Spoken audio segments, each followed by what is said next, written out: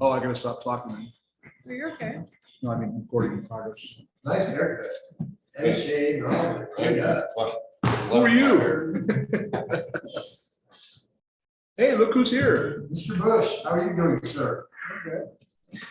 We are honored to be graced with your presence once again. Yeah, it looks like they haven't put up the date for the next LTC meeting. I'll let you know on that, but that's, and I'm working with Jason Young to put together this whole concept. So whatever you can kind of put together in your mind of how you would present the opportunities with regards to community for our local citizens, and not even necessarily just Dunsmuir, but that would be a good way to look at that aspect of it. Yeah. It's interesting having Jason as a boss now and knowing just how screwed up the bus system is. Oh, I know. He has no hope for it. I know, and that's the problem. So, yeah, You know, even in Wairika, even the Wairika route of the bus is just, it's not efficient. They don't keep consistent times. And it's even worse for Wairika because you have the jail and the courthouse. So Oh, people yeah. get out of jail, they go to the bus stop, then they don't get a bus because the bus schedule's erratic and not consistent. Then they come to City Hall and then we get to deal with them, which is a pleasure. So I got a call from Joy Hall. She wants to have me meet. I had a conversation going on with a few folks in the transit manager online, not email. Well, and then Jeff's gone, I heard. What's that? I thought Jeff Schwein was resigning. We were able to stop that from happening. Oh, good. I like Jeff. Jeff is And really. part of the problem is we're only one of 2 counties in the state of California that runs their own bus system. Yeah. Everybody else has a transit company. Yeah. Anyway, Yeah. Really.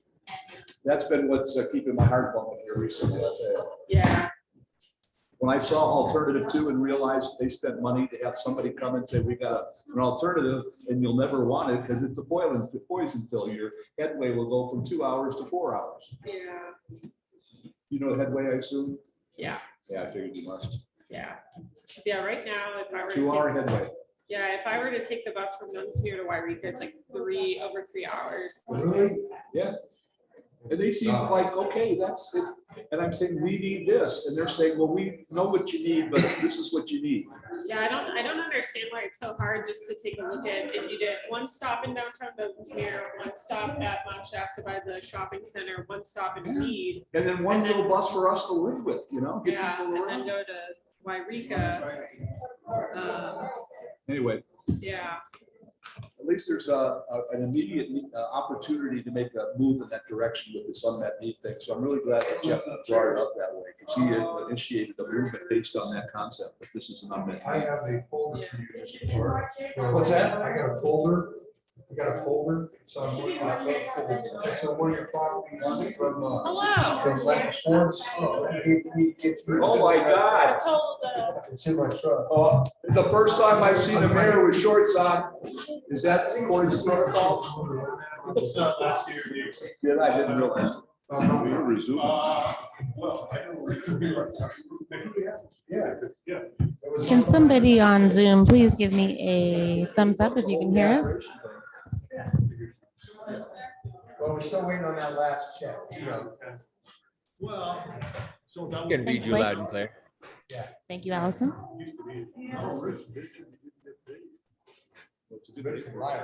Can you guys hear us in there?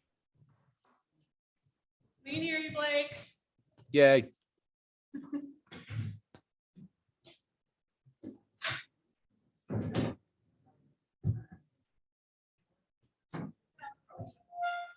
Ready on Zoom?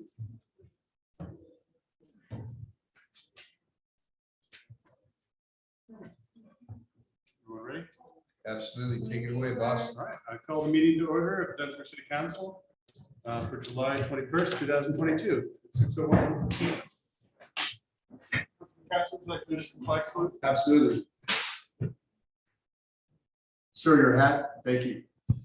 I pledge allegiance to the flag of the United States of America and to the republic for which it stands, one nation, under God, indivisible, with liberty and justice for all. Thank you, sir. All right, if we could have a quick roll call. Councilmember Arth, Here. Councilmember Lucchese, Here. Councilmember Keisler, Here.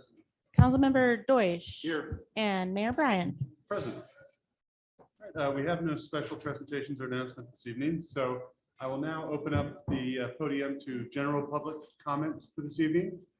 So if you have something you'd like to say regarding city business, that is to say something that is not on the agenda later. So if you're here for either the landmark designation for the theater or the downtown tank project overflow policy, there'll be an opportunity to comment on that when the item comes up. So please come to the podium, or if you're on Zoom, raise your hand. You'll be allowed 3 minutes. If you could state your name and address for the record.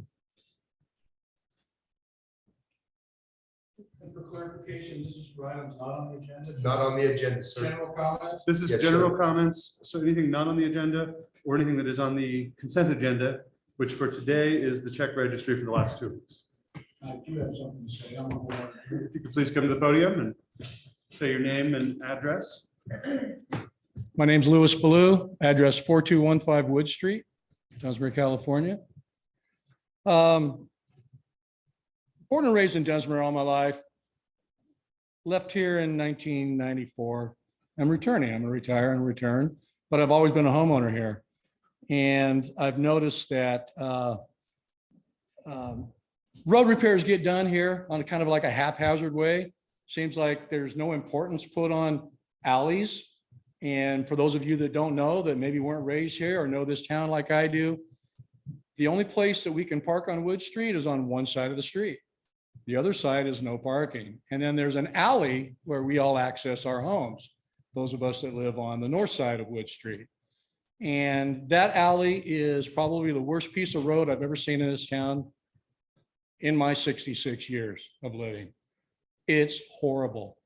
And I noticed not too long ago, because I'm moving back in there. In fact, I live there off and on now. And I noticed a couple of patches that were done. I don't know if a homeowner did them or what, but I'm just appalled at how this road has been left to deteriorate and not a single thing's done.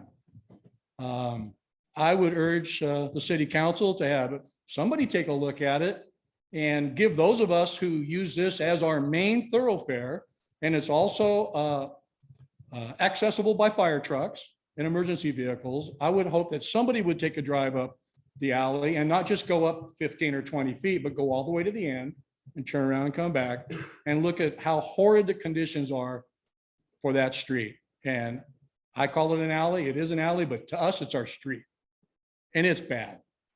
So one thing I'd like to get off my chest, I hope you all can accommodate us. There's a lot of asphalt moving around in this town with this water thing going on. And I've seen buckets of asphalt wasted at their little dump spot down there at the end of town by the cemetery.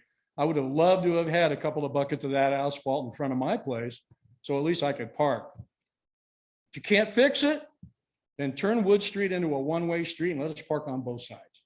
Do something. Thank you. Thank you. Appreciate that. Anyone else would like a general public comment? Please come to the podium. Or if you're on Zoom, hit the raise your hand button. I see none. I will close the general public comment for this evening. We can proceed with staff and council comments. Acting City Manager Michelson, do you have anything for us tonight? Yeah, nothing too important. Sorry, I can't be there in person.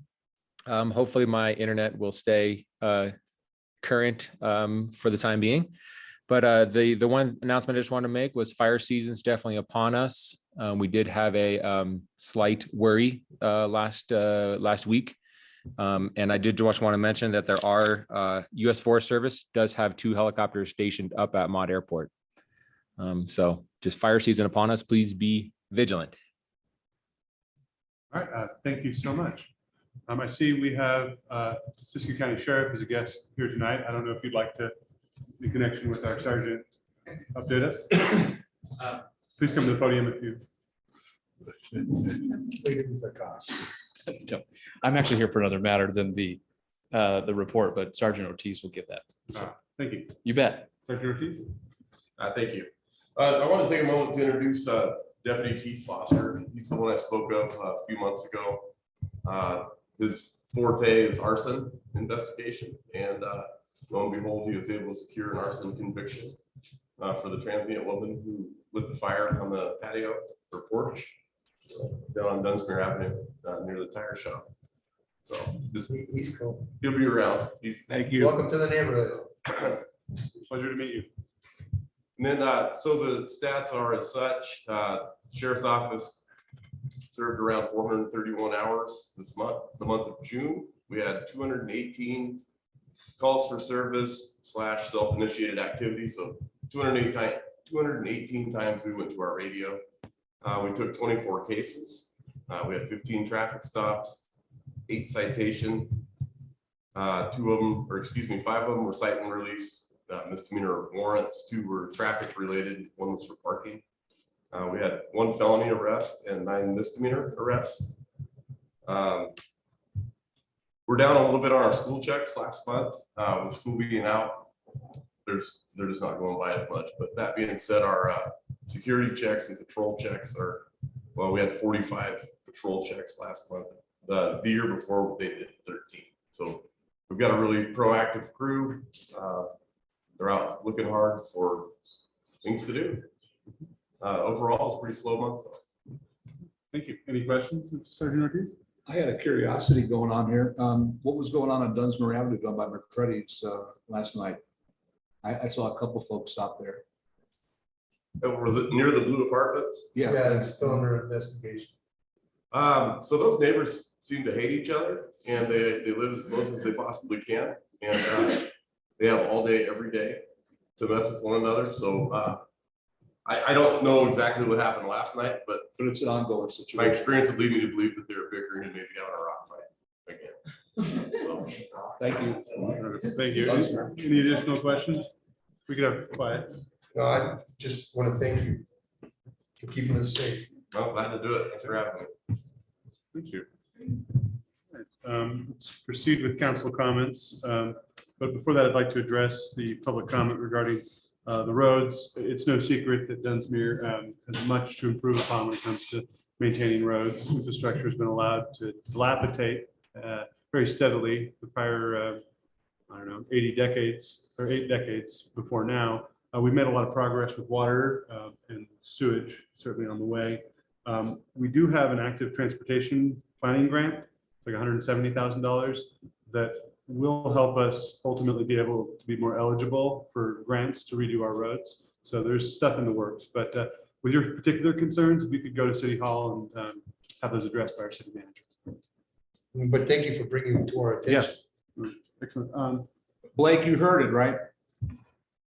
Wood Street, the alley. Well, Yep. You can address that at City Hall. Councilman Art, do you have comments tonight? Well, welcome home, Mr. Blue. And of course, sitting next to a former member of this august body, Tim Padula. And I agree with the mayor. I live in the historic district a block away, so I walk the sidewalks of downtown Dunsmuir every day. And it frustrates me to no end from Children's Park to Sacramento Avenue, where we're trying to grow an economy. The sidewalks are heaved, they're cracked, the curbs are missing. And I think we had to do the most essential things first. And from my point of view, the state and the federal government are much more willing to grant us money or loan us money for water and sewer projects. It's intensely local, so it's much harder to get money, but it's gotten to the point where it's a liability to the city, it's an inconvenience whether you're tourists or residents. And I really hope, I'm going to be done with my term of service in about 5 months, but I hope the council that comes next year takes a far more strategic approach. And the other issue is we have PACE engineering for the big projects, but we have a public works department that's that big for stuff like streets and roads and sidewalks. But I'm glad you said something. Is it okay to respond? No, unfortunately, but happy to talk to you outside of me. Anyway, the only other, and at that end, I happened to see our treasurer yesterday on Sacramento Avenue, Mario Rubino, who's looking much, much better. And it took us starting in 2008, 12 years, 14 years to get to where we are today, to where we're putting in new main water lines, new main sewer lines, the downtown tank project, which is going to make us much more fire safe. But on this side of the DS, it's incredibly frustrating to try to move obvious projects like this along. So promises made prior, the citizens of Dunsmuir were very skeptical when we started. This is a rate increase that's going to go nowhere and you're going to waste it. And we made promises and we kept them. So shout out to Mario Rubino. The only other is I've had both tourists and several local people asking how we're doing on getting an ATM in Dunsmuir. And I've told them that we're working on it. And I know you are, Mr. Mayor, perhaps with others. But if there's any update on trying to make that change, including where the city does its business, which is now with US Bank up in Weed, I'm hoping we could get something worked out in the months ahead. Thank you. Happy to update on that when the time comes. Councilwoman Lucchese?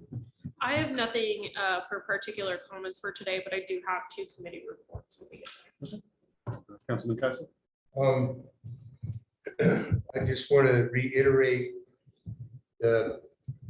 keep a bag packed, be prepared.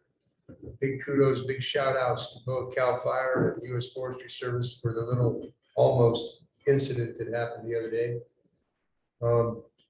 It can happen that fast. It happened in paradise. Let's not let it happen here. Be prepared. The other thing I'd like to announce is Brewfest is coming up. It's August 6th. And the State Punk is September 24th and 25th.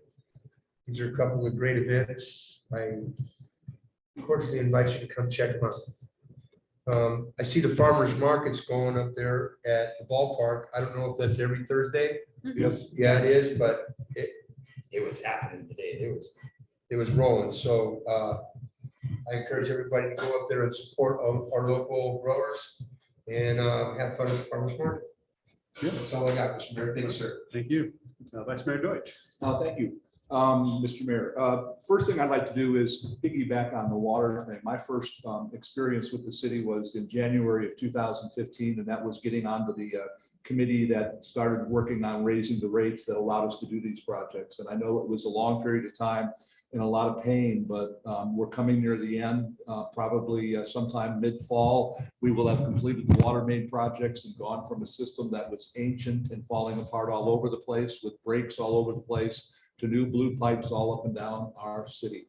And so I'm looking forward to a celebration when we get to that point. And at the same time, I will remind folks that part of the contract for these water main replacements includes repaving the roads. So what we're seeing right now with all the crazy ups and downs everywhere, including right in front of my driveway, will be taken care of down the line. So maybe they can throw some asphalt that way at the time. Second thing I wanted to bring up is something that the mayor and I've been working on. We're still in the process of this, but I think we're further enough along right now to be able to bring it out and let you know what we're looking at. And that is that we all know that one of the problems with our historic district and actually our city in general is the fact that our cell service is terrible. And down in this historic district, particularly where we have all our tourists coming and going, people who live off their phones, no way to connect. I've tried sometimes at the brewery, whatever, and it's just like a nightmare trying to get a simple thing. What we've worked out and we're in the process of finalizing is broadband that would basically cover Dunsmuir Avenue and Sacramento Avenue from the Burger Barn to the post office, Wi-Fi, free Wi-Fi hotspots. Yeah, free guest Wi-Fi network. Guest network. One of the benefits to the people who are part of this process requires 9 different devices to be placed on buildings around the city. And the mayor has been working that aspect of it, figuring out which ones give the best coverage and who would want to do it. One of the nice things about this for any person that might be considering this is that if you somewhere down the line see a need for fiber or broadband in your business, just because you want things to be faster, maybe you don't want to have the super speed, but you just want to have good coverage. If you wanted to pull in a line of fiber into your business, that would cost you a lot of money. That's the upfront cost. If you agree to put one of these things on your building, that part of the cost is covered. So if you wanted to get a contract then with Live to actually have broadband, you'd be able to do that. But this system would basically allow visitors in town to be able to communicate, pick up their phone, do whatever they want to, and do it for free. So we're excited about that. Good job, guys. That's pretty cool. Yeah. And Mary, would you like to comment on that too? 'Cause I'll you were the let you part person. finish it and then I'll go Okay. into. The last thing I want to talk about is the bus routes that we're working on. And you may be aware that I'm on the local transportation commission as a commissioner. And I've been working the project for the last couple of years. I've got the support in general from the commissioners on the commission. And that is to come up with an entirely different model for our bus system, our stage bus system. And I'm at the point right now where I'm hoping to bring to the council at the next meeting a place where we can say that we have unmet needs. And what we're going to try and basically say is that we can't get anybody from one end of town to Dollar General, the supermarket and back with our bus system. The system doesn't allow us to have people actually commute in a reliable way from Dunsmuir. The ability to have people from motels to be able to hop on a shuttle and run down to a restaurant downtown, maybe have 3 drinks instead of 2 and catch the shuttle back. And parking is another huge problem for us from the standpoint that when the travelers wakes up and when we get the Mossbury Trail in place, that's going to jack up the number of vehicles in town. And so parking is a problem. So I just want to let you know that I'm looking at an August meeting where there will be, we can submit a request of unmet needs. And what I want to do is present a model where we would have our own shuttle that would run up and down Dunsmuir Avenue, Mount Shasta, and we would do the same thing, each have their own shuttle. And then there would be an express bus that would take you up and down the interstate. So I'll keep you informed on that, but I wanted to get the word out that that still is in the works and I'm hoping we get progress on it. Thank you. And really quick question. So I know Councilmember Deutsch mentioned this to me before the meeting started, is possibly having an item on the next agenda to discuss this, because the funding that goes to the bus is also the same funding that we get for our STIP project, which is state transportation improvement program. And so those are the same funds that go to road improvements. And so if they're not going to be spending the money on an improved bus system, I think as a city, we may want to leverage that for additional funds coming to the roadway projects. Okay, we try to work that into the unmet needs thing so it covers both areas then. Yeah, I will point out this is yeah, not the future agenda. it is not. It is not. But I think it's a point to make for that too. Is Point taken. transportation funds. Sounds like it's a good idea. Councilman Art, to your ATM question and citizens, we do have a commitment from Siskiyou Central Credit Union. They're very interested in bringing an ATM here. Unfortunately, they're built a brand new headquarters in Wairika. They finished installing a new independent ATM in Fort Jones. There's been one in Weed for a while. They're, as far as their development goes, overwhelmed for the next 6 months or so. So it's been, we're interested, but we can't necessarily pull the trigger on something right now. In the meantime, though, Tri-Counties, I don't know exactly where we're at, but I've been working my way up the ladder trying to see if they're interested.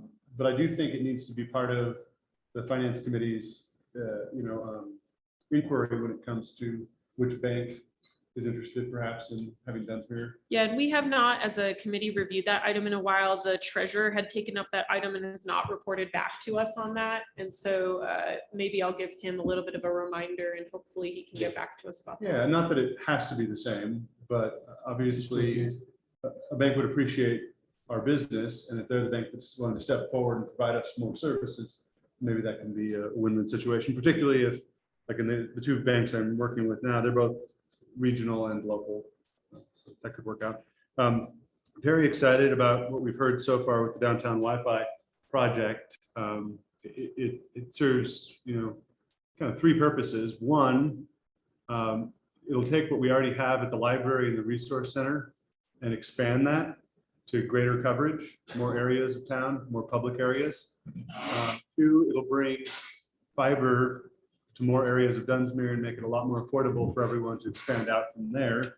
And the city with their facilities at City Hall, here, fire department, sheriffs potentially. They're already hooked up with it. So. Well, that it'll increase capacity to to there, and we can start building our systems around that increased speeds. But it'll also, of course, if people are traveling, there's a lot of people with like, you know, the budget or T-Mobile. There's a lot of cell phone plans that work quite well in densely populated areas, but they come up here and you can't get anything for a long way. So that cell service would make it more seamless for people going through there. I will point out, you know, we're working through the details of how we can fund this. It will cost something to the city, and we hope to have a more comprehensive proposal coming up probably in the second meeting in August.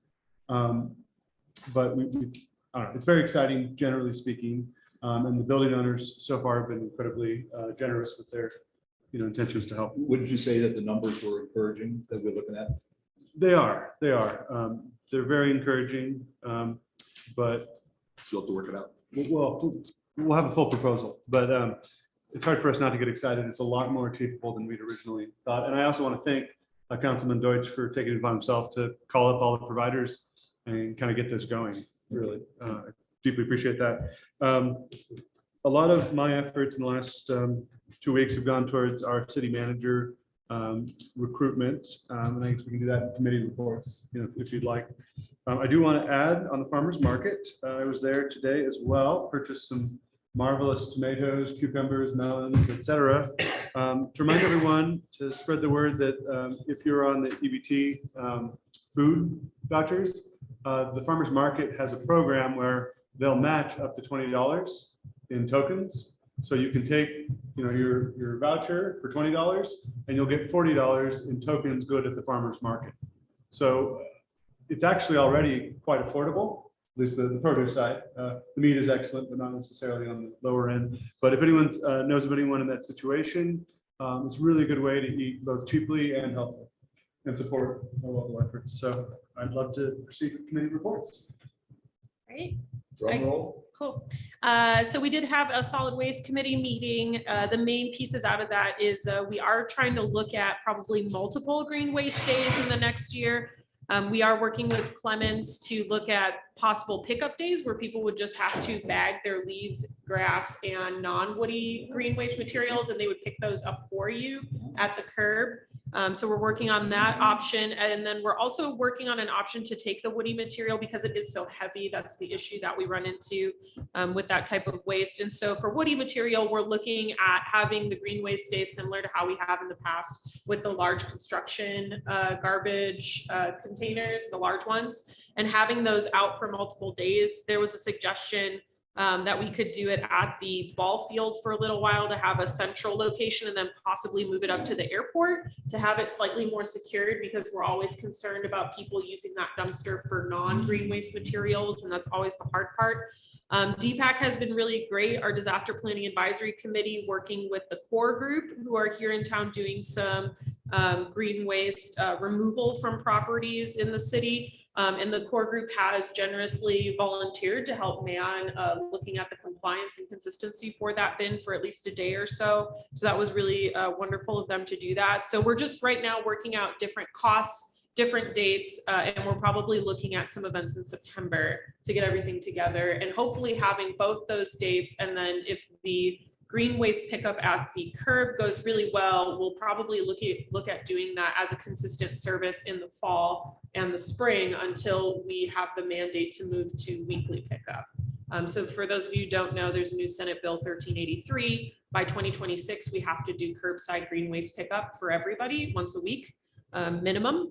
And so we're kind of gearing up to that requirement by trialing all these different things, looking at what it's going to take for the vehicles to do that. But this is something in addition to that mandate, is trying to offer those green waste days throughout the year more frequently for people to take care of their yards for vegetation management.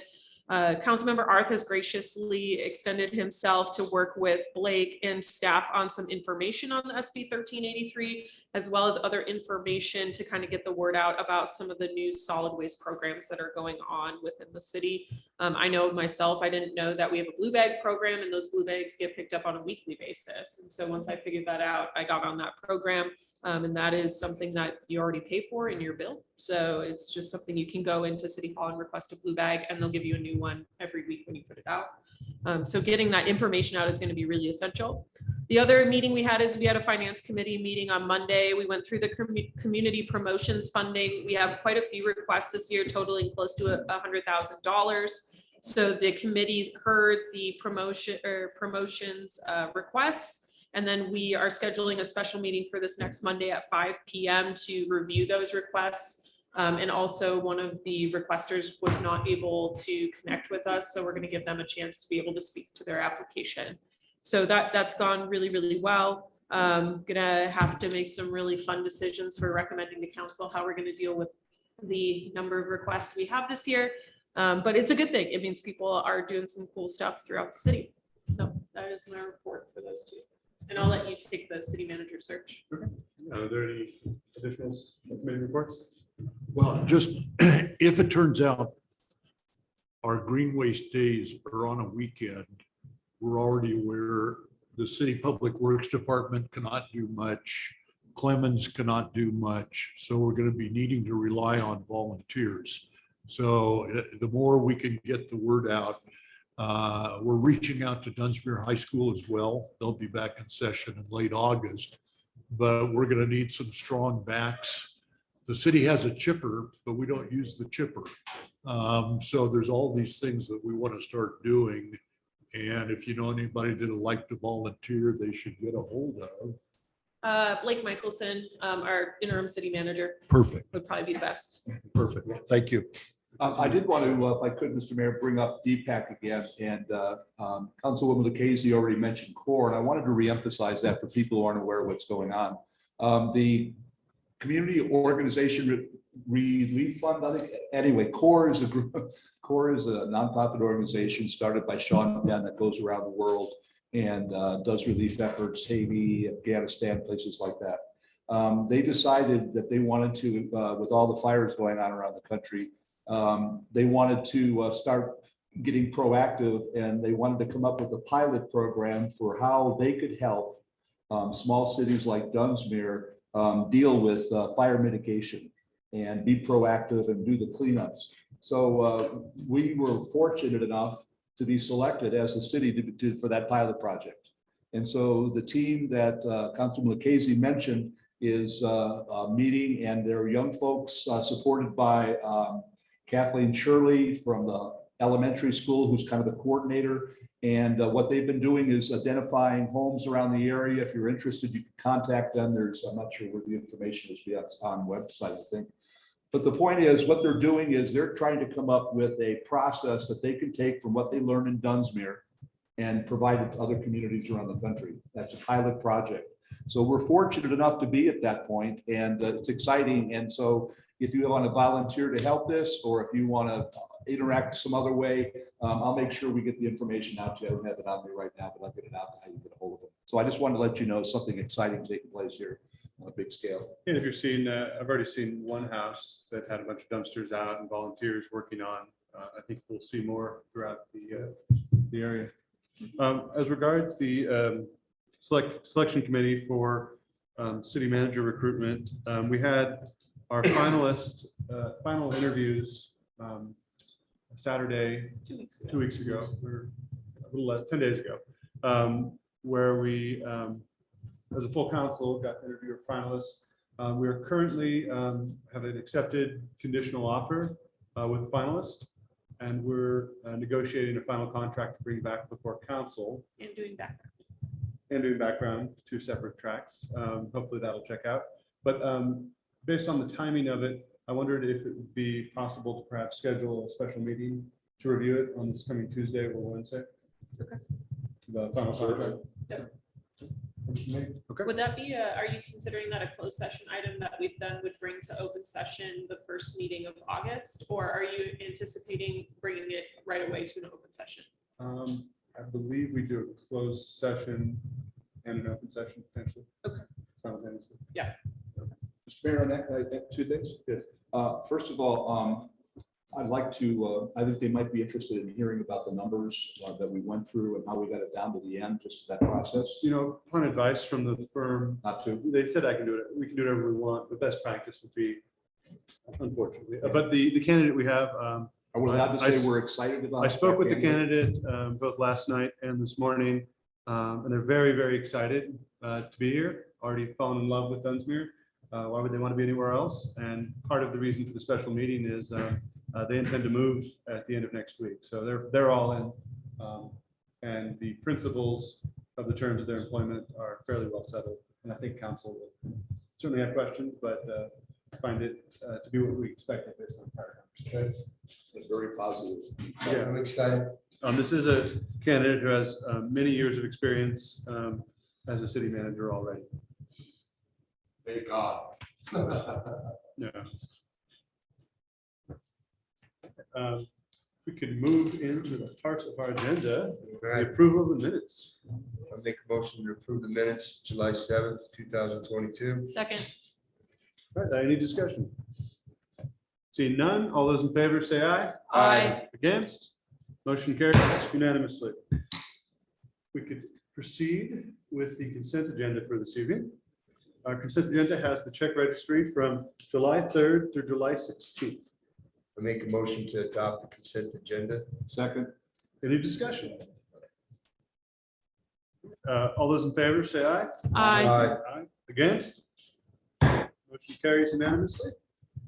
We have no public hearing tonight. So that takes us straight into old business. Item A. This is old business, as in there was a brief informational item. And I think many, many years ago, this topic did surface at council Yes. prior to that as well. It did. Prior to my time. So interim city manager Michelson. would you Well, like to take it Mr. away? Mayor, Yes. I have a conflict of interest on this item. I own several properties that have Bradley Creek running over, under, or through them. And I'm part of the group that paid for an attorney to be retained to protect the interests of those that have property along the water course. The specific properties are in my Form 700 filed with the city. So I am going to recuse myself from this item. Thank you, Councilman Art. We'll be sure to let you know when the item is completed.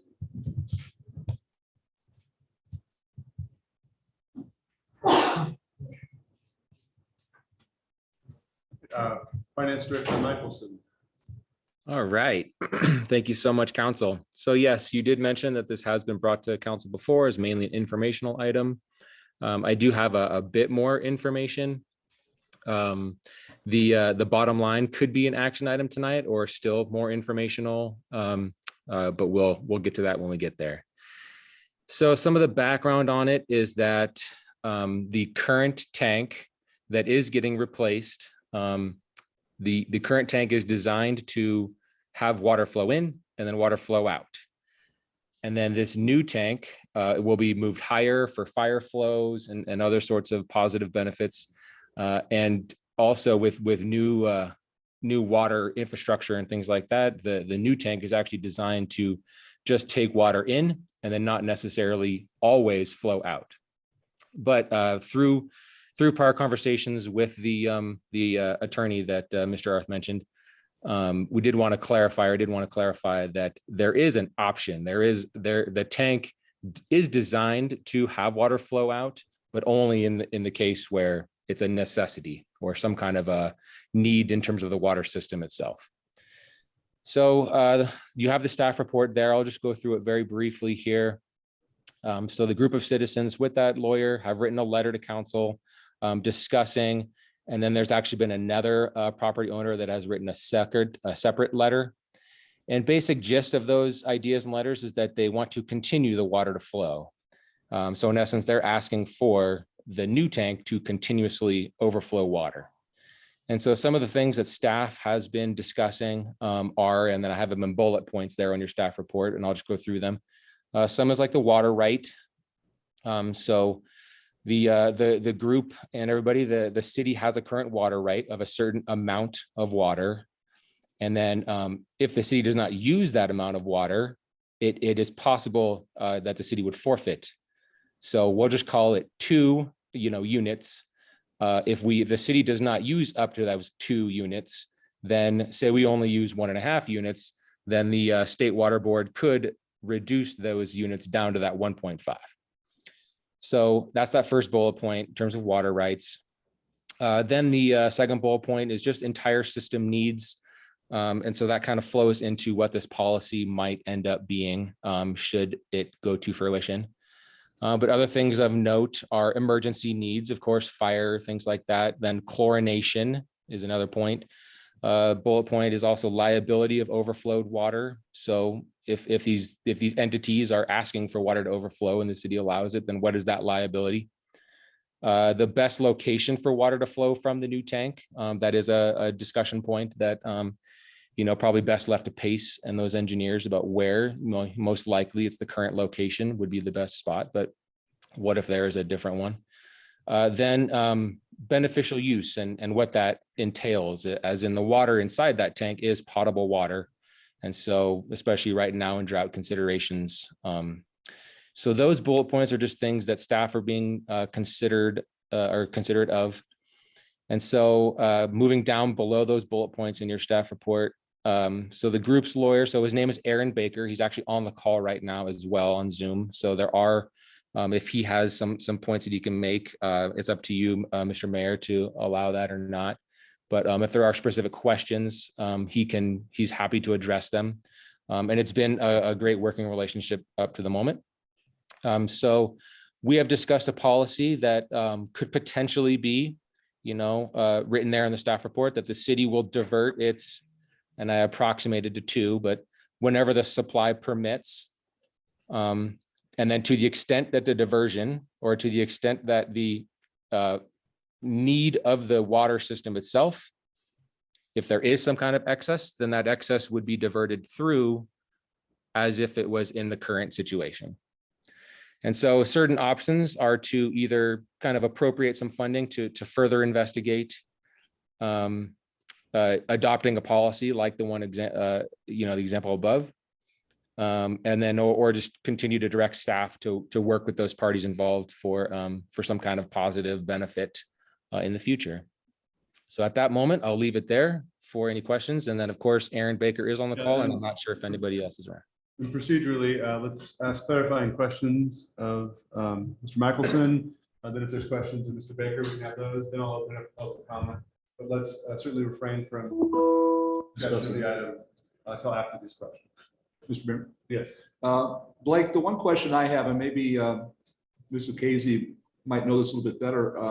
When you look at water that is on one hand coming, say, from the springs and flowing down, and on the other hand, water that flows from a tank into where did it just our aquifer? How does it change, in other words, and affect the drought down south?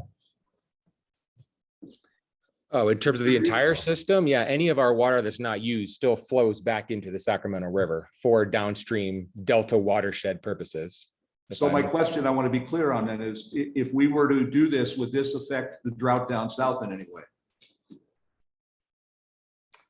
I mean, I guess entirety, I'm not a water expert, but California is in a drought, and that's, looking at the whole state as a whole. Now our water source has definitely been reduced. So we are seeing drought-ish conditions for our particular water source. Oh.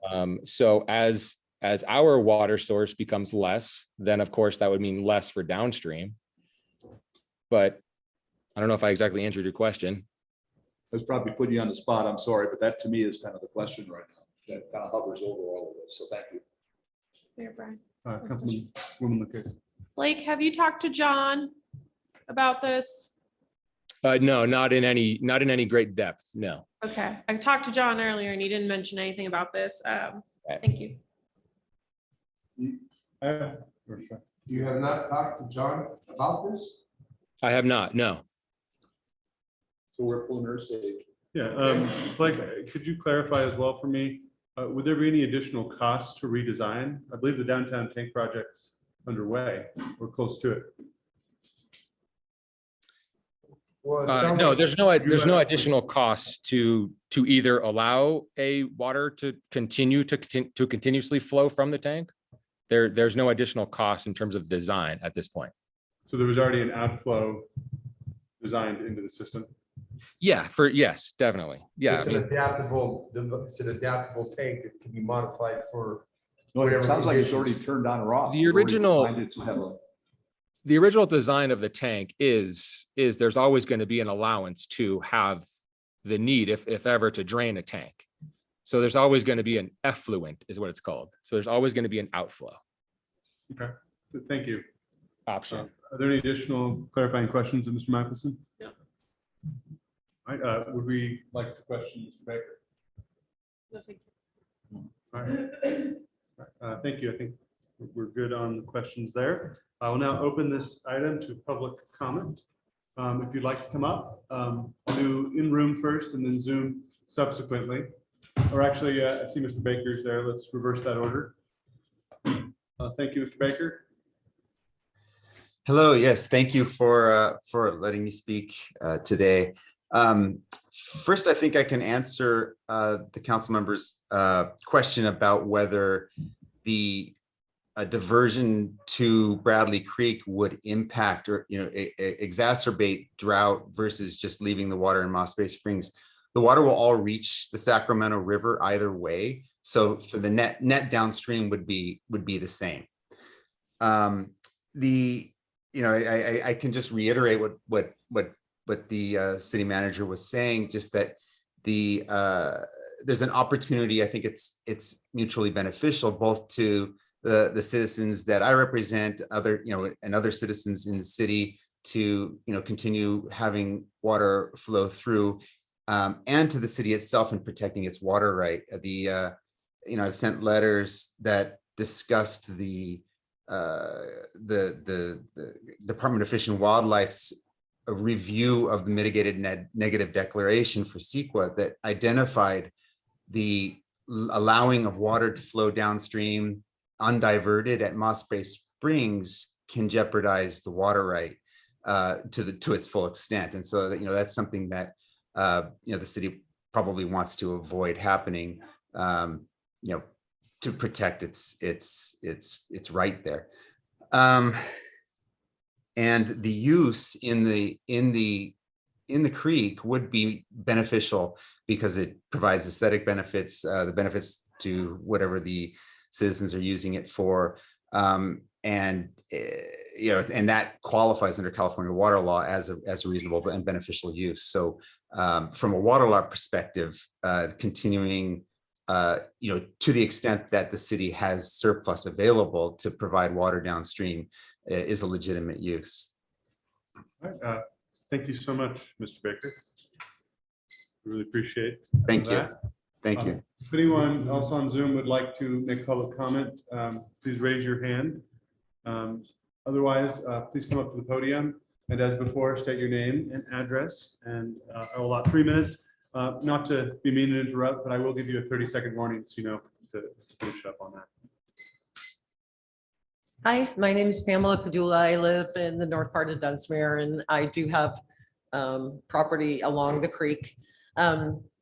And I just want to urge you to just leave it how it is. It's worked out very well for a long time, but there are a lot of reasons for that. One of them is property values. One of them is the ambiance it gives the city. All over the city, we have springs. And I want to kind of clarify to you that what I have discovered is that the tank overflow is about maybe 1/3 of the input, because there's a spring at the north end where the output from the tank comes in. There's a spring right there, and then the stuff off the hillside. So when we have higher flows, the most of that is coming from the hillside, because obviously the tank and the spring probably don't change very much. Right now, we're seeing way lower levels up there, but there are still springs everywhere up there. And what I found was 5 different generations of pipes, starting with terracotta and going back in time, and then up to PVC. And I traced them and found running springs right under the ground, springs right on top of the ground, springs that would actually be called cascades if they weren't being diverted everywhere. And I'm sure they were diverted for hillside stability, because it's not really part of any of the water system that's used now. Back in time when we bought these places, it was about 20 years ago, the person we bought them from's name was Mary Dunn. Her grandparents had bought them in 1958. And her grandparents told her this: At one point in history, the city of Dunsmuir came and said, we're going to do something different. It just got so it wasn't quite sufficient for the population. And so that is when they brought in the pipe from Mossbury Falls in 1942. And they said, we will give you year-round water through the creek, and it will also give you some flood protection. I don't really understand how that flood protection came in, other than turning off the tank when it's raining hard, but because sometimes it'll get high and it'll get low. There's a lot of different wildlife that's living in those. There's salamanders, there's different fish. And right now it's kind of a broken thing. So if you picture coming off of the top of the hill, there's 5 main fingers coming down, a pizza slice from the field straight up is all that I've researched. And all of these have major riffraff work going on in them. So you can tell that there's major flows sometimes. My brother-in-law told me usually 2 of those were full-on creeks, but in the drought, not. So, and then the one more thing that I want to point out, thank you. I came across this article talking about the Central Valley and the area down around Tulare and Kings County. And because of this drought and because of people pumping out groundwater so prevalently, what has happened is in one single year, the whole town has sunk in elevation 1.1 feet. And they think that's going to continue to happen. So I want you to keep in mind that the word that they used was land subsidence.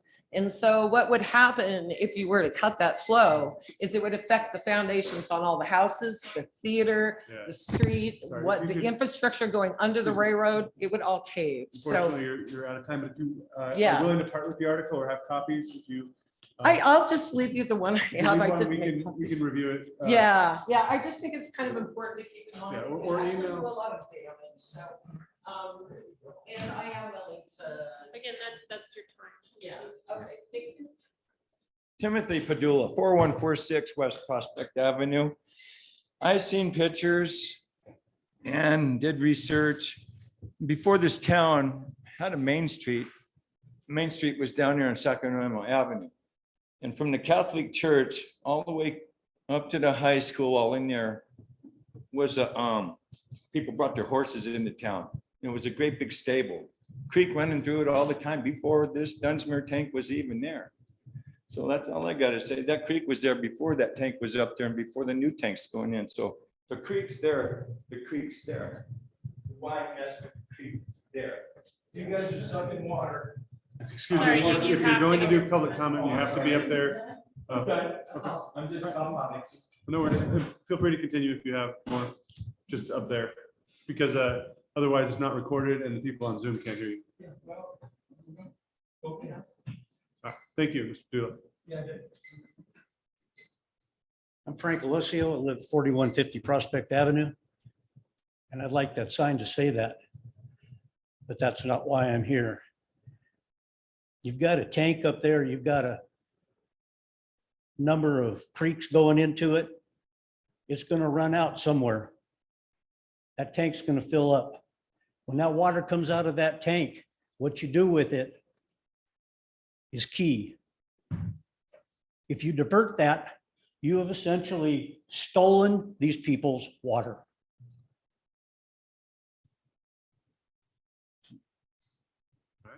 Thank you. Good evening.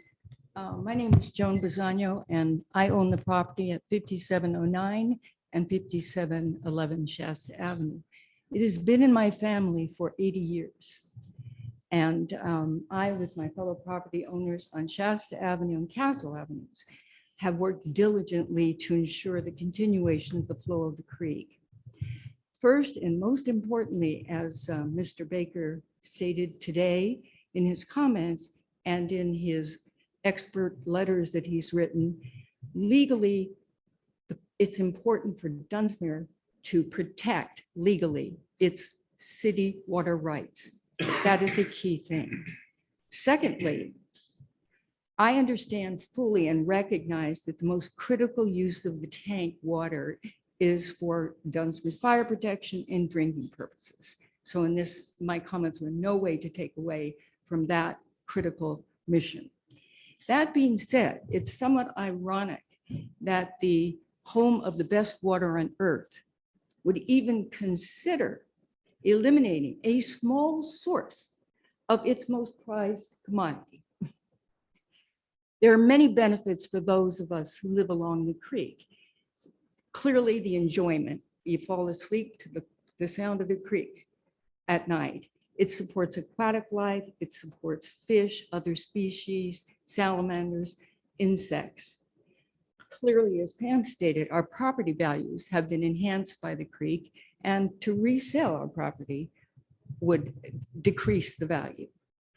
The town benefits, the town, tourists, the businesses on Sacramento Avenue, some of them, the creek flows above the ground. If you've been to the Brown Trout Building, you certainly get the air-conditioned feeling from the tempered glass, the hole that's there, and the tempered glass where you can look in, and sometimes you can see trout. So there are species that live along the creek. These two binders represent correspondence dated from 2018 to the current, today's date, of all the correspondence I've had with city managers, 30 seconds. city managers, and they contain all those letters and the California Fish and Wildlife, all the effort to keep the creek flowing. We've been passionate about this and devoted to the cause. And I'm hoping tonight's meeting can bring some closure with a positive outcome so that a third binder isn't necessary. And I will say that having grown up in Dunsmuir and lived here, Dunsmuir is a town that sometimes shoots itself in the foot. Selling the St. Germain property was one example. Letting this creek. All right. Thank you so much. I appreciate that.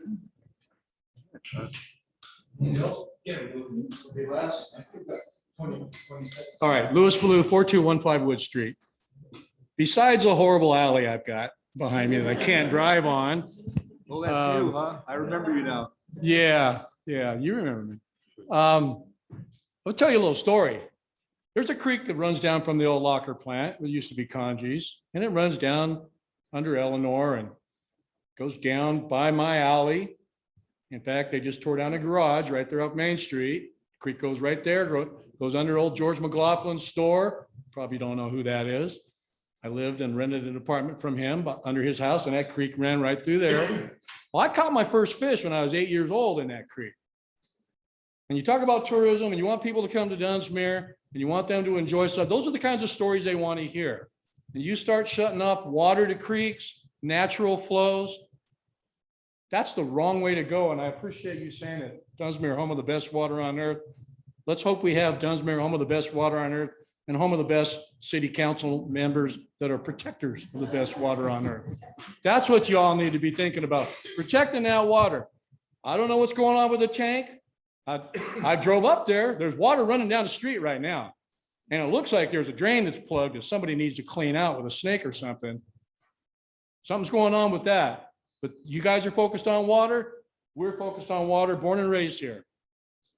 Let's just leave it alone. Or if there's a new tank that needs to replace an old one, that's fine. Let the water flow like it's been flowing. Everybody will be happy. And maybe some little kid someday will be able to catch a fish in that little creek right by Eleanor like I did. Thank you. Thank you.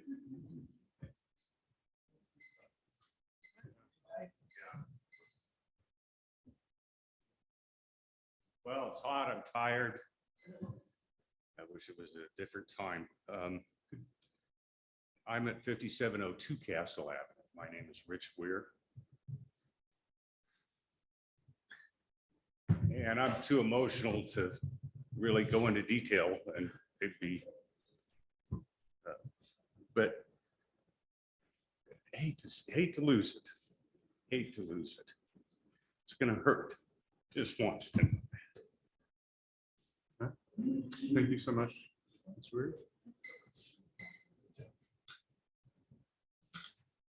If there's any additional public comments, please come to the podium.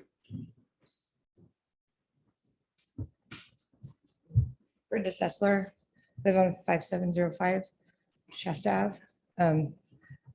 we do have a lot of tourists because we're right on the street, right where they park to go to the brewery and everything, and people stop. And I walk them down the creek, tell them stories all the time about town and everything, and they're just amazed by it because it goes in between our houses. You have to actually literally walk over it. So, yeah, it'd be a bummer to have to walk over cement. So, yeah. Thank you so much. I still got some seconds. No, you do not. Oh, why not? You ended your public comment. You All right. can't speak twice, All right, one last show. If there's no further public comment. All right, I will close public comment on this item and open it up to council discussion. I don't feel comfortable discussing the item since there is a lawyer involved without John Kenny being available to discuss that and review the letter as well. I'm not aware of what the letter is and have reviewed it myself. And I don't feel comfortable making a decision or discussing without a closed session on potential litigation. I would have to concur with her assessment. First thing I got is concur with John, but we need to talk with our attorney, not their attorney. And I'm all for the water. Don't get me wrong. You know what I mean? And shoot yourself in the foot was the perfect thing when you threw in Saint Germain. So I got your back, but I gotta do it legally. You know what I'm saying? So let us talk to attorneys and like, we'll get back to you, but right now the water's still going, so. Question? For the record, does this allow us to state anything now, or are you suggesting that we shouldn't make comments until after we've talked to the attorney, or can we make comments about our feelings now? I don't feel comfortable discussing mine, but I don't speak for the full council. So if you'd like to discuss your own feelings, that's up to you. Well, I just want to say this. You obviously did a good job of moving at least me. And I've only been here about 12, 14 years now. But the point is that I understand what you're feeling. And I think that we're at the point now where we can take a look at it. But I was very much moved. And in fact, I'd like to hear more stories. So maybe you can find a way to put more stories together. So regardless of how long it takes for us to work this through with attorneys, I'd like you to feel that you were heard, and we'll work on this and see what we can do. And the one other thing I do want to point out, I want to make clear about how this works. And I've been part of the process of this. The tank we're not talking about diverting something and turning it off. We're talking about something that was added to the stream that made it go year round instead of being on and off again. And so that's what we're talking about, whether or not we divert money from the tank. We're not going to change anything about your streams. We're simply saying, do we turn off or do we turn on that thing? And that's You what said divert money. No, You said divert money. You mean divert water. Water. So Yeah, I think divert water. the bigger You piece said- is that you it's, said divert money, but sure, not money. I think just order. Thank you.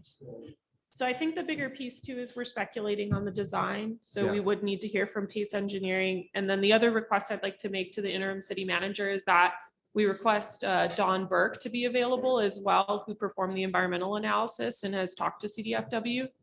If possible. I know he may or may not have retired by now, but he worked on the project previously and could provide some environmental background into the assessment. Is that a motion? It's not, it's just a request. Yeah, Well, I would second. It's been requested that we table this. I certainly appreciate all the water Dunsmuir has. I know there's many streams that flow underneath areas, but I do worry about the liability. I have a couple of questions about how that could be addressed. I think it's possible to come to a win-win solution, but that the next step would be for us to look at it with our attorney. So I agree. Is there any objections to tabling the item? I move we table. I'll second. All right, all those in favor? We good? Aye. Aye. Thank you, everyone, yes, for coming and expressing all the stories and comments. Thank you, everybody. All right, and if anyone would like to stay. Do you want to we'll be recess addressing for the- 5 minutes just to get Peter and everything and let everybody leave? Yes, all right, 5-minute recess. Okay, I'll go grab it. Elsa, thanks, back.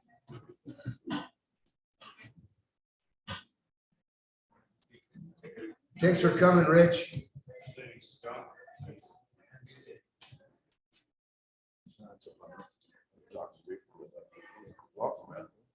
That makes sense. Yeah, I gotta admit, I wouldn't believe it.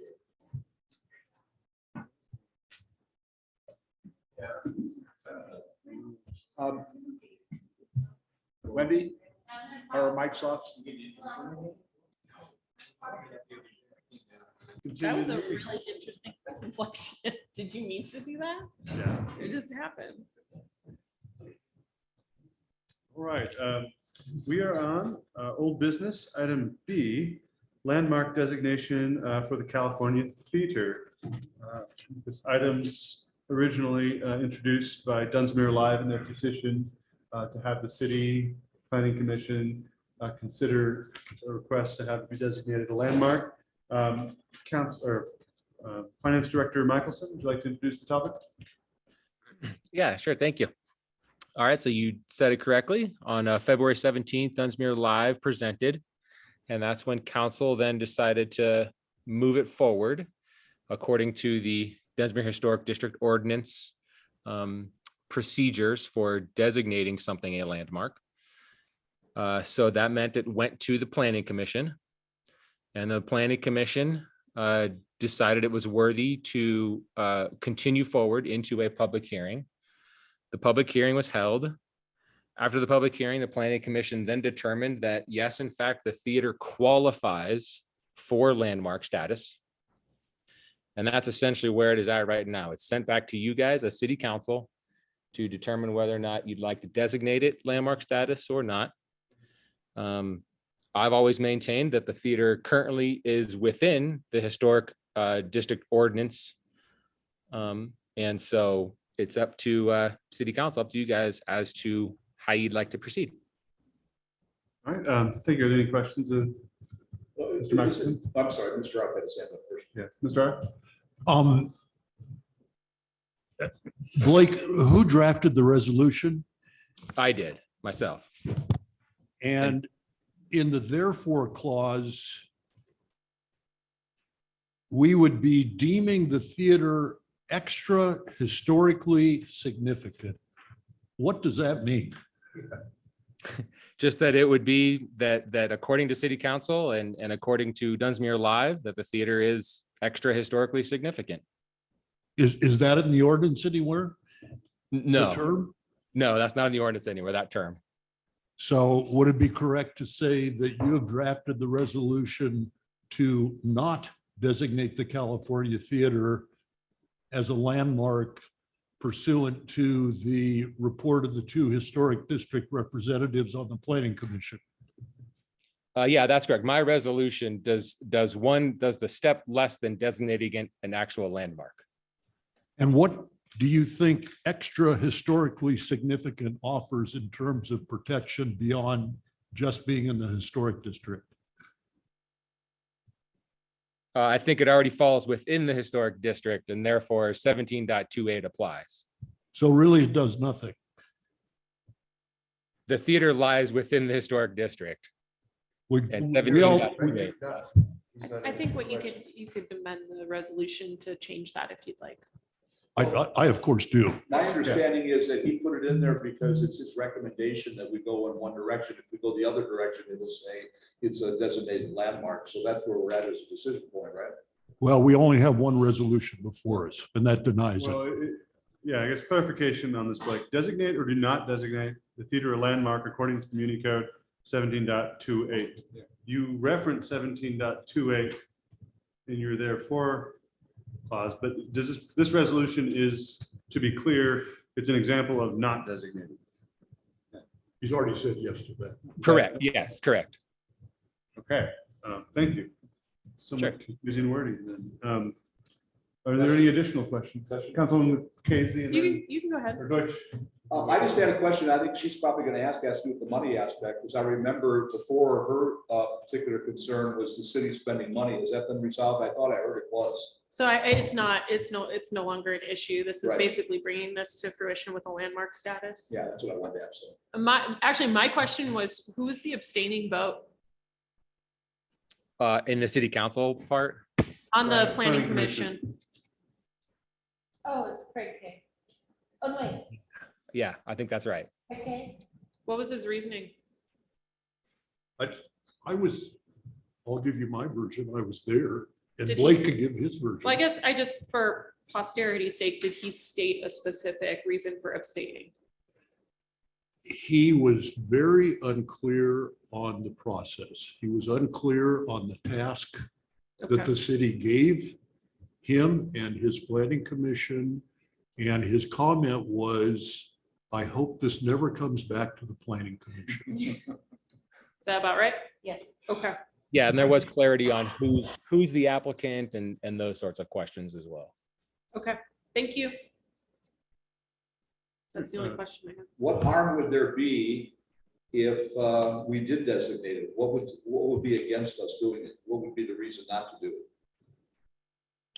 I think if you're asking the council, I'd prefer to discuss that after we That's take discussion. public Well, comment. Yeah. And I would prefer not to waste the time of the sheriff who is here. He's having fun. All right, then on that note, if there's no further clarifying questions on the report, I'll open it up to public comment. We have two publics here. Yeah, please come to the podium, state your name and address, and on Zoom, if you raise your hand, I'll put you in the queue.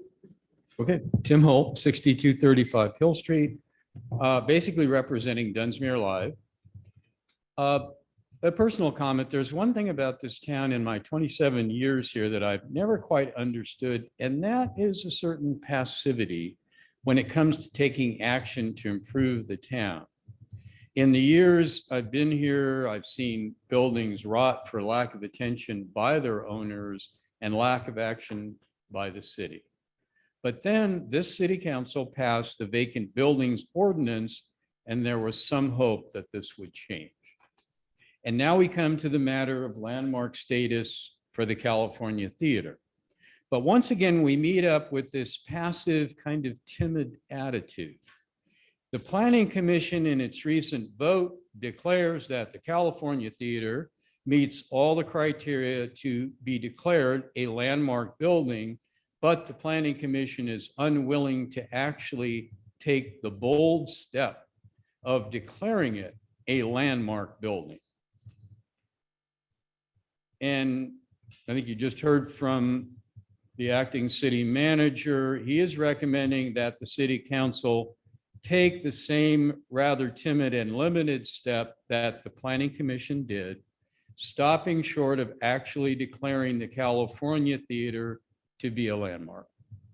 Dunsmuir Live hopes that this council will, in the same spirit it passed the vacant buildings ordinance, take the obvious step of declaring the California Theater to be a landmark building in our historic district. It is with that in mind that we are proposing some additional wording to Mr. Michael's draft resolution that will accomplish that and honor the wishes of the 400+ people who signed our petition to have the theater declared a landmark. Thank you very much. If you I want have to a pass that. clarifying question. Oh, yes. Thank you. Since Dunsmuir Live has been the driver of this application for landmark status, could you enlighten the council on if it was granted landmark status today, what are your anticipated next steps in this process? As far as landmark status go, I think that is a goal in and of itself. This will be, as you probably know, the first building in Dunsmuir to be declared a landmark. And essentially, this public discussion we've had, I think, is very useful in focusing people's attention on the theater. And the community, hopefully via this council, is saying, we think this is an extremely important building architecturally and historically. That is an important statement. Now, that does not get the theater open. It does not perhaps get the theater fixed up. Those are additional steps. And to be honest with you, since Dunsmuir Live, at this point anyway, does not own the building, our hope would be that with the community's focus on the theater and its hopefully encouragement and the councils to get it up and running, that the current owner will hopefully step forward and do something about it. If not, then there are obviously other options down the road, but I honestly think it's too soon to really get into those other options at this point.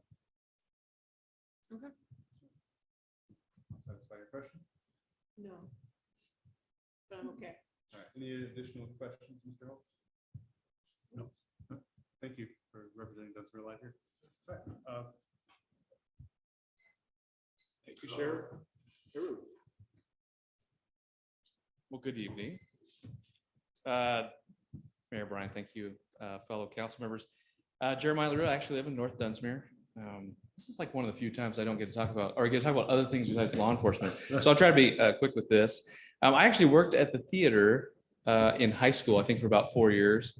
And I will say, I mean, I enjoyed my job, but that was like a really great time that I had. So there is, for purposes of this, and talking a little bit about significance, for lack of a better word of phrasing, there's a lot of magic that occurred inside that theater. Prior years with, of course, live theater, but then moving into the theater times where we actually had movies and stuff. Some of the best times that I've had, because there is something about, it always reminds me a little bit like Disneyland, where there's all kinds of stuff going on that's behind the scenes. And I was kind of part of that. So I certainly support anything that improves that building moving forward. I always had this dream that maybe someday I could actually buy it and open it back up again. Not saying that'll ever happen, but it's the one building in town that I think there's tremendous value in for the town itself.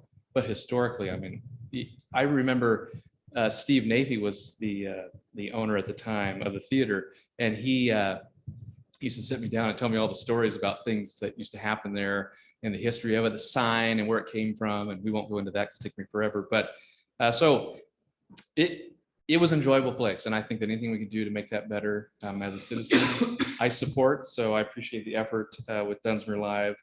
And so that's just my opinion, having worked there. And I hope to see it open again someday because it really deserves to be open. If you look at the Cascade Theater in Reading, it looks very much that's what that could be. And I would love to see the doors open. I'd love to be there working. I'm still with sheriff, of course. So thank you for your time. Thank you. All right, thank you. All right, any additional public comments?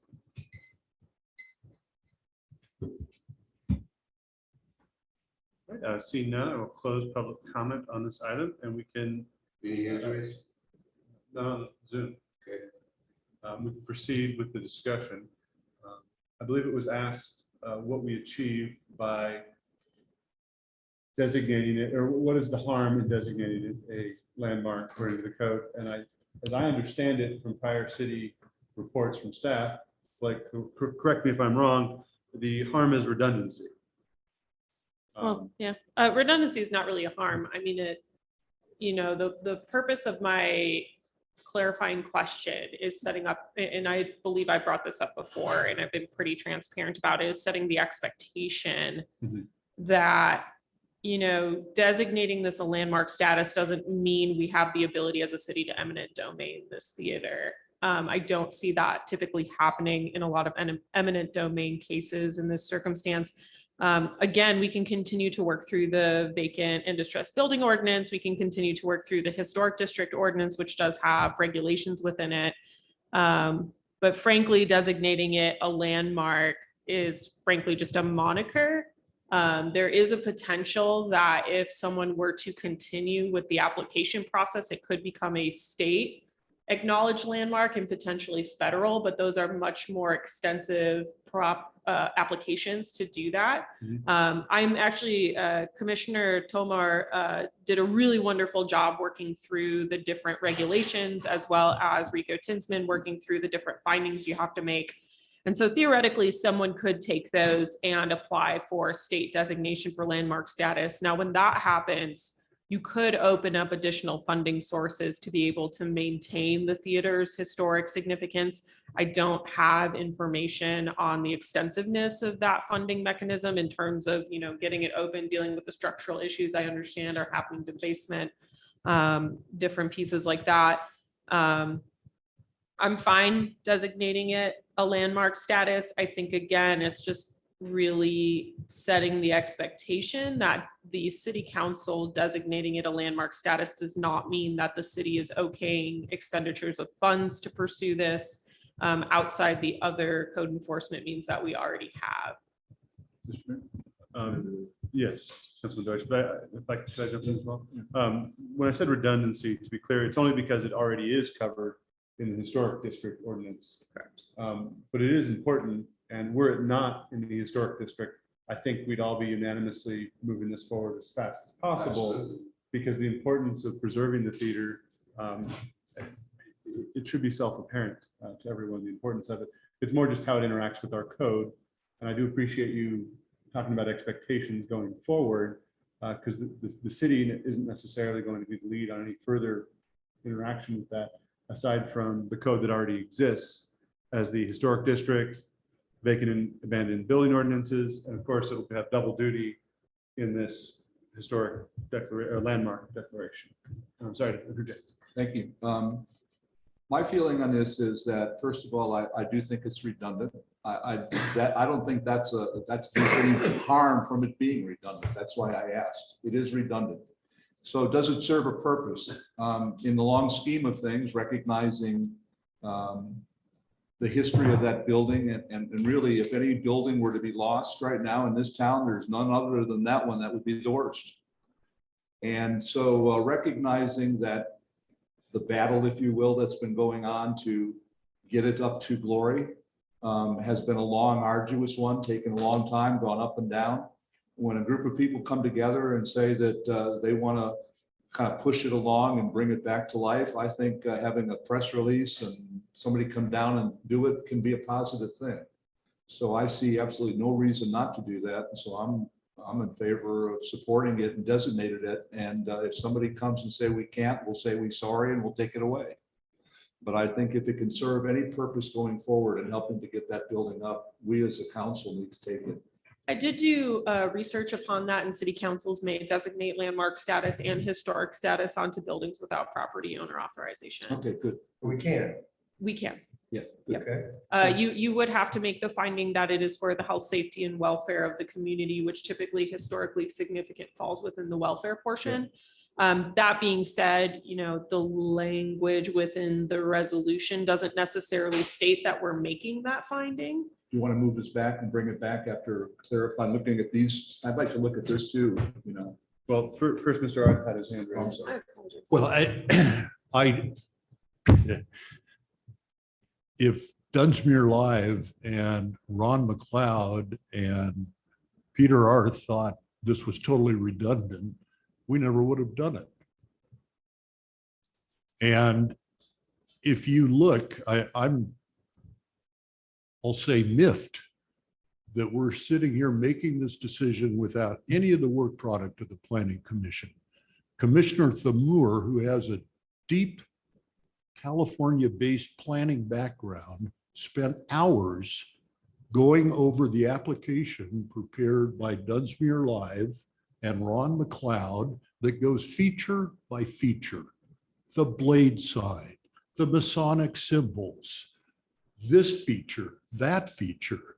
None of that was present, and both the chairman and Chrissy agreed this should be a historical landmark. So I hope we start to build the record, whatever the future of the theater. This is not the end, this is the beginning, but I think it was a fanciful interpretation to say there's no such thing as historical designations in our code when there's a whole section dealing with historical designations. That's what it's for. So I'm obviously in strong favor of a resolution that not only designates it by this city council as a historical landmark, but somehow melds in the features that are to be landmarked and important. There's some parts of that building that aren't that special, but there are features that are absolutely special. Absolutely. Yeah. Well, perhaps it sounds like council would. I have a question. Yeah. Blake, did the planning commission pass a resolution stating their position? No. They just took No.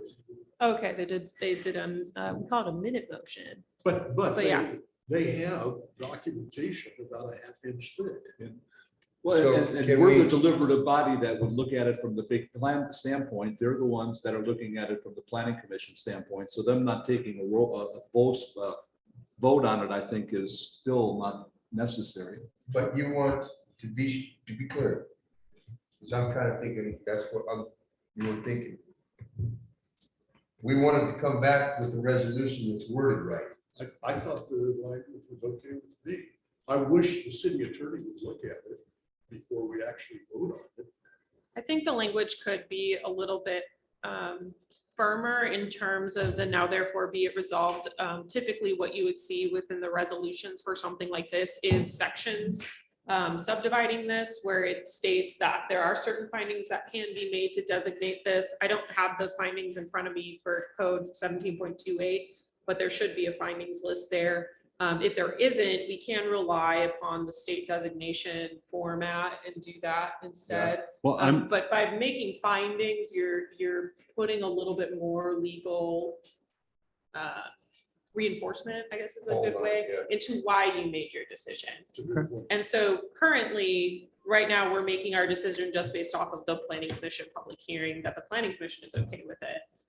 But making those legal findings are And making it usually for the outside world to know why we did it, right? correct. future Yeah. generations looking For through our future resolution. generations, exactly. Well, why we Yeah. did it. And So I- typically what happens with typically what happens with a landmark status as opposed to a historic district is that landmark statuses get the little plaque that has the title of the building, the address, and then the actual architectural or historic significance on the plaque itself. So a really good example is City of Wairika has both a historic district, a state registered historic district, federal historic district, and then it has 4 buildings that are also federally landmarked. Oh, there, And right so- there, ipso facto. You also The get downtown, and they don't look great. Again, it goes back to show you, you can designate things, but they don't look, that doesn't automatically make them great.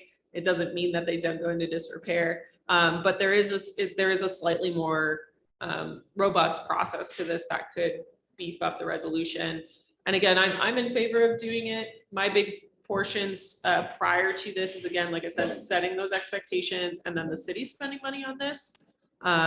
Those were my big hangups, but since we've gotten to this point, I don't mind sending a little bit of language over to the city staff that might make it a little bit more Okay, if robust. you're comfortable, I move we have Table. you work with staff to prepare a resolution we'd like to, and then potentially, once we vote on it after the next regular meeting, maybe set up a press opportunity to go there and type that.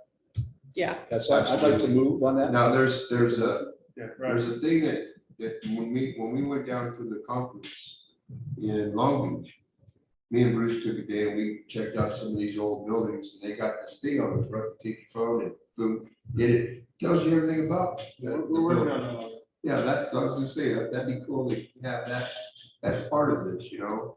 Well, actually, that's just a separate thing we could do on our own. It's not relative to how the ordinance works for that, but it's a cool idea. Yeah, so that's great. So I'd like to move that we table this and bring it back at our next meeting with both reviewed by the city attorney, clarification of the language, and some of the findings that can be attached to it as part of our approval process. I'll second that motion. But at the end of the day, it clearly declares, at least portions of it clear. I'll amend, I'll clarify that my statement says that it comes back saying that we are designated as a historic building. The important features. That's what the findings will say. Okay, then as amended, I'll second it. And I do just want to say, Blake, I appreciate you. And I know that you're doing a lot right now. And so I am not pooping on your resolution. No offense taken at all. Are you crying? Thank All right, any discussion of the Thank you. motion at hand? No. All right, all those in favor, say aye. Aye. Against? Motion carries. We look forward to seeing it on our next meeting. Onward, brave soldiers. Right. Thank you. And thank you, everyone, for being with us tonight. We appreciate it. Jeremiah, thanks for coming and giving us a little bit of Thank history. you. No, we want to hear the stories. It was happening It was a off the white screen. red striped hat, you know? Yeah. Thank you again, folks. Night, Ahmed. All right. Good night. So moving on to new business for this evening, we have a fairly straightforward item. A, auditor services. I'm just going to say on the outset, my time on the finance committee, it was a true pleasure to interact with Charlie when he would come in person and maybe the most educational sessions we had on municipal finance. And just to add, the finance committee has reviewed this and recommends that we move forward with with Charlie continuing to be our auditor as well. All right, are there any clarifying questions on the report? All right, and I will mention, of course, that the full audit review subsequent to finance committee digging into it is still on the table, and we look forward to moving forward with that. Yes. So seeing none, I will open public comment. If you'd like to make a public comment, please raise your hand on Zoom. Seeing none, I will close public comment on this item and entertain a motion. I motion to authorize the mayor to assign the attached engagement letter for Charlie. Oh, there's the either or. So motion to authorize the mayor to sign the attached engagement letter to retain Charlie Pilon, thank you, as our auditor for the next 5 years. I'll second the motion. I think it's appropriate with the two finance committee members making the motion, so there you go. Definitely. Any discussion on the motion at hand? Councilman Arndt. Well, as a former member of the finance committee and a budget watcher, the one thing I dislike about the letter, and I don't know if this was a joint product of Blake and CPA Pillen, is that it sort of bakes into the audit procedure several limitations. So if you look at page 13 of the agenda, page 1 of the Pillen letter, in the first paragraph, we already see that Mr. Pillen is going to be unable to go into certain areas, management's discussion and analysis, which he points out year after year is really required. Budget comparison schedules for major governmental funds. GASB requires supplemental pension and OPP schedules. He's not going to audit it because the way we do our bookkeeping, those elements are not there. So I'm just hoping that the finance committee and the city will continue to move us into a more comprehensive audit because it's an informational document. It's of huge value, not just to detect fraud and waste and abuse, but because it puts the city and the financial manager and the city manager on alert. We got trouble here. So I assume the scope can always be changed over the 5-year span. And of course, Charlie has already made recommendations year after year, more training, more help, get the budget done timely. So I'm good with the Pillen side of the thing, but I think the city still has work to do. All right, thank you. Any additional comments or discussion? Nope. All right, all those in favor? Aye. Against? Motion carries unanimously. Hey, I have a question. Yes. Since that has to do with money, do we have to roll it? Nope. Okay. Well, technically. Technically, we probably should. It's Well, not hard to do. it's already in the budget, so it's already being spent. The contract You want me to Although do it his rates- anyway? His rates did go up. So did go up. All right, I guess we could do a roll call. Councilmember Art I, and Lucchese, Aye. Kaiser, Aye. Deutsch, Aye. Mayor Brian. Aye. That was fun. Still unanimous. It's all good. Here we go. All right. So if we move on to item B, the water enterprise grant opportunities. Blake? Yeah, all right. Thanks, everybody. So there are 3 potential projects. And ultimately, these right now are going to be kind of in the planning phase / actual try and go forward with complete grant opportunities for these projects. So it's really ultimately something if the city wants to go forward with, staff is very much looking forward to them. So the 3 projects are a UV disinfection project. So that would be up at the source. So there would be a way to disinfect our water that would not contain chlorine. Then there is what's called the Crag View Consolidation Project. And that is essentially something the state is trying to put a lot of money toward consolidating smaller systems. So we have actually we're considered a small system, but Cragview, just to the south of us, is a much smaller system.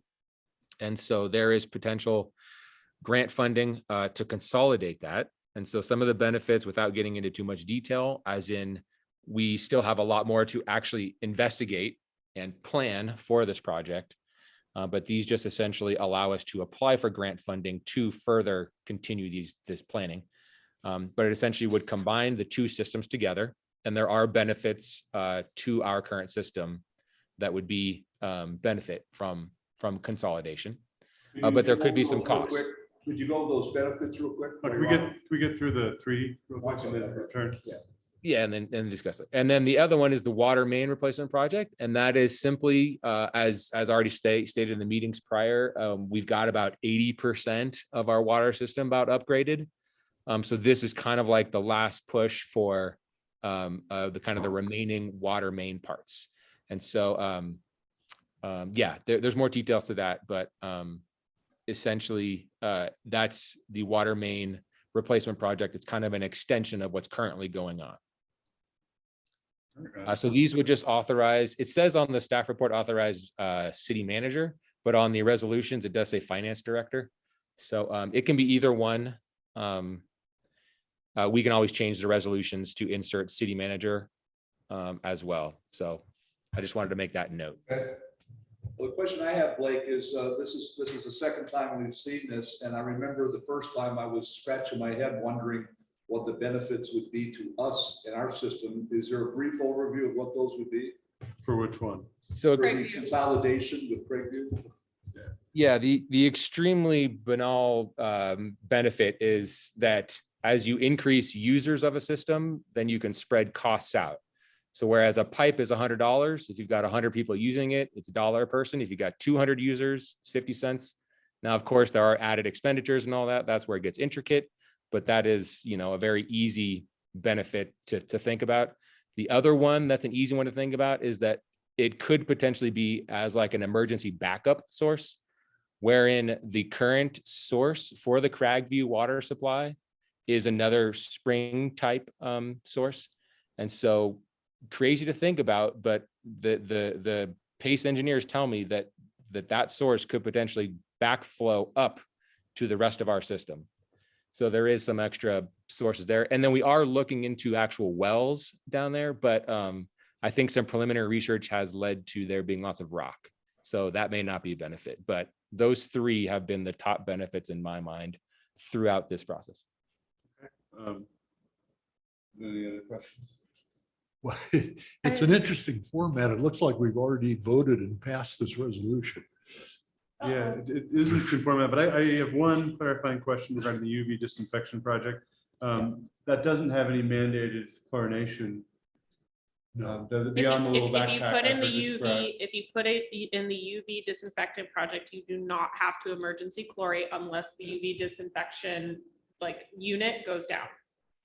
So you will still need to have an emergency chlorination station, but it only goes into effect if the UV unit goes down. Do we know the approximate time frame for activating said chlorination system if the UV goes down? So it's both. Actually, I should correct myself. It's when the UV system goes down and there's a potential coliform or E. coli hit. So both of those things would have to happen at the same time to chlorinate. So if the UV system goes down, we are not faced with forced chlorination. Correct. Unless a threat is perceived. Yeah, like we would right now. Because that'd be the only conditions under which I think most of us could support Right. such a project. Yeah, Sorry. it's okay. So what we're basically saying is we have an opportunity to get some planning done to see how this would work and bring it back later if planning is good. Is that where we're at right now? Planning engineering Yeah. and CEQA. Yeah. And potentially even get some construction dollars too. Okay, but of course, any further expenditure would be run by us as far as match grants, et cetera. I believe it's no match. These are all no match, and it should state. I have, having recently had the opportunity to talk with the proprietors, the Lilies of Railroad Park. I just have quick questions. Maybe this is really stupid, but with the Cragview consolidation project, is there any opportunity for sewage to be included in this? No. because they're very keen to get on our sewage system. Prop 50 is drinking water only. But on that note, if we provide services to any other people, we would of course demand that they at least sign that affidavit we made the other people sign. If an annexation comes up, they'd be an automatic yes vote. Yeah. Is that correct, Blake? I mean, I'm assuming so, yes. I don't have those particulars on that, but it would seem that's Yeah, reasonable. just if we keep in mind, if we're I bringing agree. any of our services to anywhere, the plan is that that will eventually become the city of Dunsmuir. Well, and I'm not clear on the Craigview consolidation project, but there's an additional funding source now at the state level that is giving $100,000 per connection for cities with municipal water services to connect non-municipal water service clients.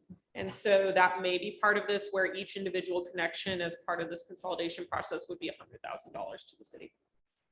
To the city's water. Yeah. Yes. Which would then be significantly more than what we would anticipate for the needed construction. And so that would go into possible other water projects that we wouldn't have to put on the ratepayers.